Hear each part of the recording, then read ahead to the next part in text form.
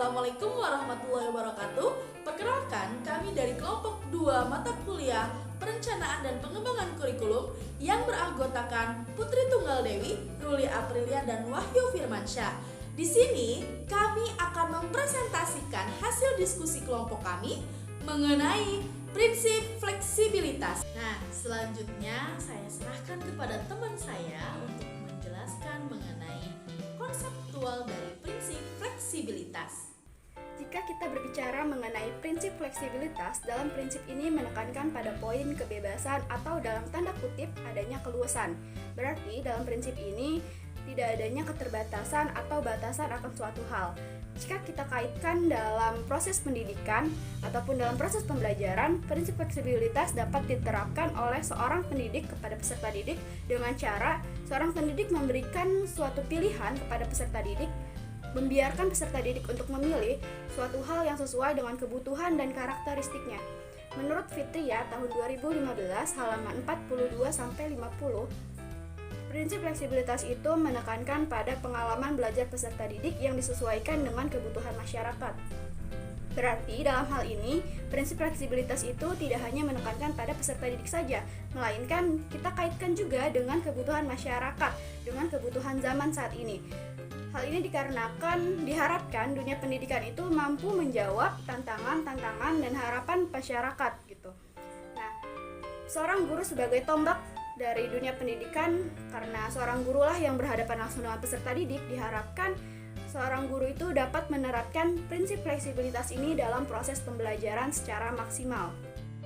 Baiklah, setelah dijelaskan bagaimana definisi dari prinsip fleksibilitas dalam proses pembelajaran, saya di sini akan menjelaskan bagaimana prinsip fleksibilitas itu diterapkan dalam proses pembelajaran. Nah, pada pembelajaran, prinsip fleksibilitas ini dapat diterapkan pada pendidik maupun peserta didik. Bagaimana penerapannya? Penerapan pada peserta didik itu dapat digambarkan dengan contoh seperti ini. Misalkan peserta didik memiliki karakteristik, gaya belajar, dan minat yang dimilikinya, peserta didik memiliki kebebasan untuk memilih bagaimana proses pembelajaran yang akan dilakukannya.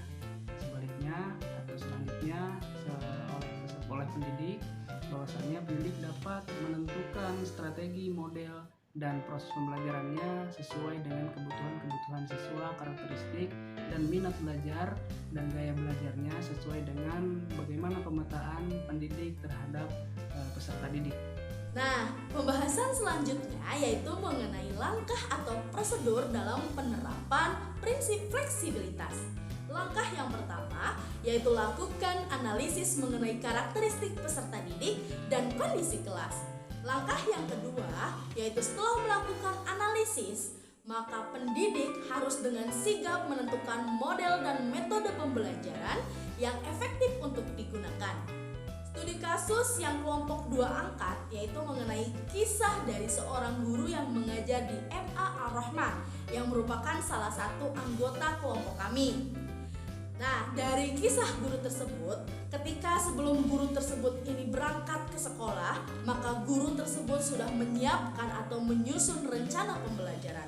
Namun ketika setelah datang ke sekolah, melihat kondisi kelas yang tidak memungkinkan karena pada saat itu pembelajaran dilakukan di siang hari, maka guru tersebut langsung merubah metode pembelajaran menjadi pembelajaran yang berbasis game. Pembelajaran yang berbasis game ini dilakukan agar peserta didik menjadi lebih semangat dan pembelajaran juga tidak terlihat menjadi kaku, namun tidak mengesampingkan dari capaian pembelajaran atau tujuan yang akan dicapai dalam pembelajaran tersebut. Nah, itulah pembahasan dari kelompok kami mengenai prinsip fleksibilitas dan contoh implementasinya.